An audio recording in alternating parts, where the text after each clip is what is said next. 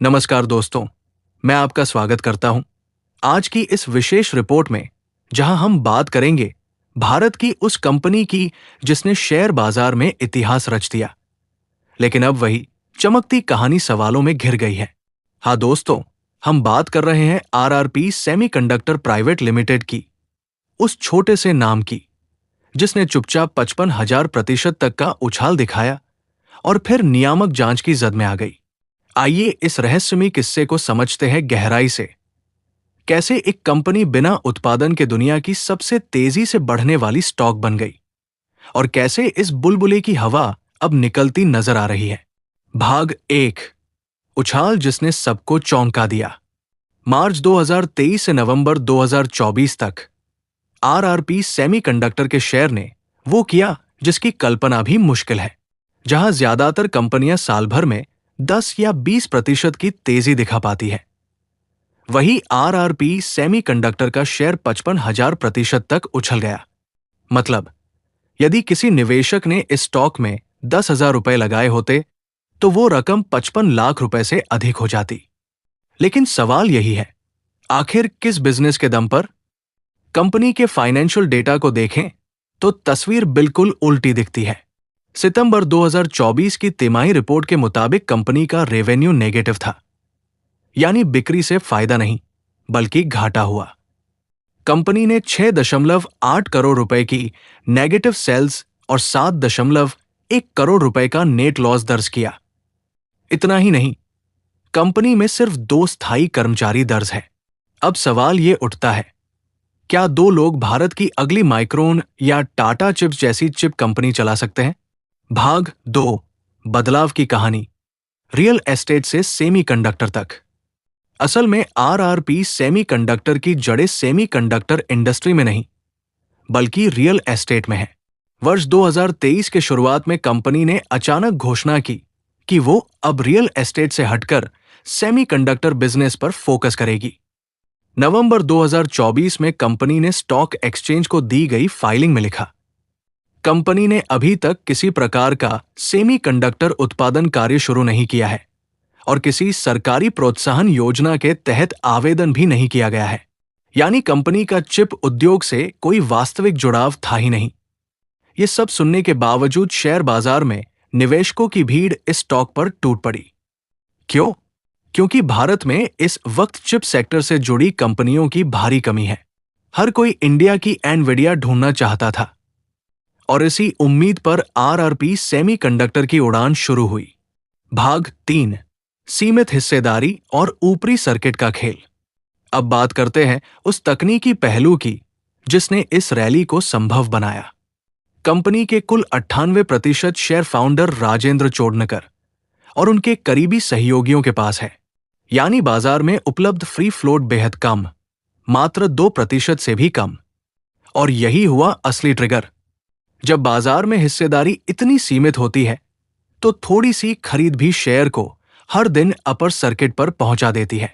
नतीजा, लगातार 149 दिनों तक स्टॉक अपर सर्किट में बंद हुआ।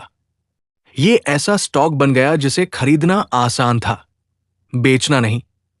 कई निवेशक अपने पैसे के साथ फंस गए क्योंकि ट्रेडिंग अब हर सप्ताह केवल 1 दिन की अनुमति पर सीमित कर दी गई है।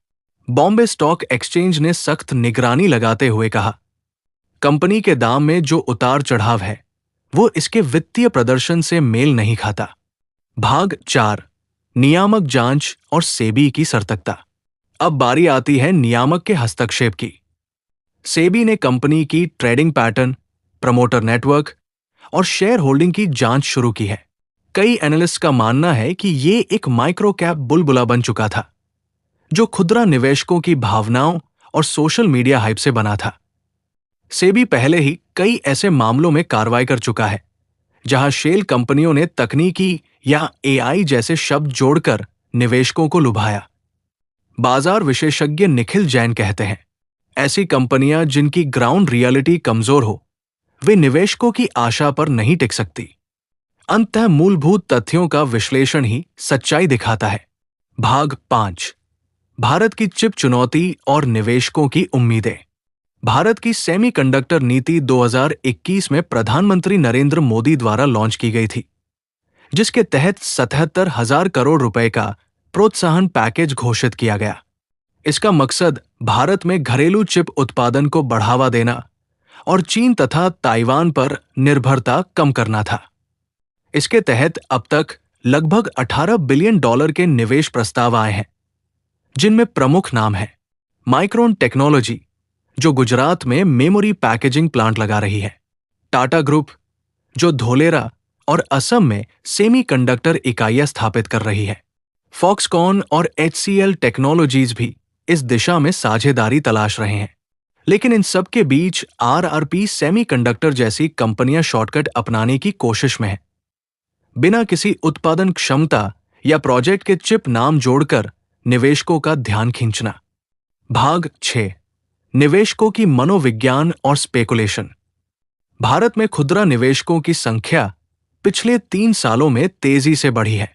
ज़ेरोधा, अपस्टॉक्स और ग्रो जैसे प्लेटफॉर्म्स ने करोड़ों नए ट्रेडर जोड़े हैं। अब ये निवेशक अगला एनविडिया, अगला टेस्ला जैसी कहानियों की तलाश में रहते हैं। RRP सेमीकंडक्टर का स्टॉक उनके लिए एक सपने जैसा था। सेमीकंडक्टर शब्द सुनकर ये मान लिया गया कि कंपनी का भविष्य उज्जवल है। राइट रिसर्च एंड कैपिटल की फाउंडर सोनम श्रीवास्तव कहती है, भारत में सेमीकंडक्टर से जुड़ी कंपनियों की भारी कमी है। जब किसी कंपनी के नाम में चिप या टेक आता है, लोग भावनात्मक रूप से जुड़ जाते हैं। यही कारण है कि निवेशक किसी भी नाम पर दांव लगाने को तैयार है। भाग 7, बुलबुला या अवसर। अब सवाल ये उठता है कि क्या ये केवल बुलबुला है या आने वाले समय में वास्तव में भारत चिप हब बन सकता है। विश्लेषकों का मानना है कि भारत के पास इंजीनियरिंग टैलेंट, सरकारी समर्थन और वैश्विक साझेदारियां मौजूद हैं, लेकिन इंफ्रास्ट्रक्चर और कैपिटल इंटेंसिटी अभी भी चुनौती है। सेमीकंडक्टर मैन्युफैक्चरिंग कोई छोटा खेल नहीं है। एक चिप फैब्रिकेशन यूनिट लगाने में $10 अरब तक की लागत आती है और इसे स्थापित होने में 3 से 5 वर्ष लगते हैं। ऐसे में 2 लोगों की कंपनी का दावा करना कि वो भारत की चिप इंडस्ट्री की दिशा बदलेगी, ये अपने आप में हास्यास्पद लगता है। भाग 8, सामाजिक और वित्तीय परिणाम। जब इस तरह के स्टॉक्स ढहते हैं तो असर सिर्फ निवेशकों तक सीमित नहीं रहता। भारत में स्टॉक मार्केट पर आम आदमी का भरोसा भी डगमगाता है। कई परिवार अपनी बचत ऐसे पेनी स्टॉक्स में लगा देते हैं, फिर वर्षों तक फंड फंसे रहते हैं। वित्तीय विशेषज्ञ सुझाते हैं कि निवेशक हमेशा इन बातों का ध्यान रखें। कंपनी की वार्षिक रिपोर्ट और बैलेंस शीट देखें, प्रमोटर होल्डिंग और शेयरों की तरलता को समझें। हाइप से प्रभावित होकर निवेश न करें। अपर सर्किट वाले शेयरों में एग्जिट का मार्ग ढूंढना मुश्किल होता है। भाग 9, भारत की सेमीकंडक्टर कहानी का भविष्य। भारत सरकार अब सेमीकंडक्टर निवेशों को और पारदर्शी बनाने के लिए इंडिया सेमीकंडक्टर मिशन को विस्तार दे रही है। नए नीतिगत बदलाव ये सुनिश्चित करेंगे कि केवल वास्तविक तकनीकी कंपनियां ही सरकारी प्रोत्साहन योजनाओं के दायरे में आए। भारत का लक्ष्य है कि वर्ष 2030 तक देश वैश्विक इलेक्ट्रॉनिक्स वैल्यू चेन का केंद्र बने। AI और IoT उपकरणों की बढ़ती मांग देश को स्वदेशी चिप निर्माण की दिशा में मजबूती से आगे बढ़ा रही है। लेकिन RRP सेमीकंडक्टर जैसे प्रकरण सरकार और रेगुलेटर्स के लिए एक चेतावनी है, जिससे ये सीखा जा सकता है कि टेक और वास्तविक टेक्नोलॉजी में अंतर करना जरूरी है। भाग 10, निष्कर्ष, सीख क्या है। RRP सेमीकंडक्टर की कहानी एक सशक्त सबक देती है। ये बताती है कि निवेश केवल उम्मीद या कहानी पर नहीं, बल्कि मूलभूत तथ्यों पर करना चाहिए। जब किसी शेयर की कीमत उसके प्रदर्शन से मेल नहीं खाती, तो समझ लीजिए खतरे की घंटी बज चुकी है।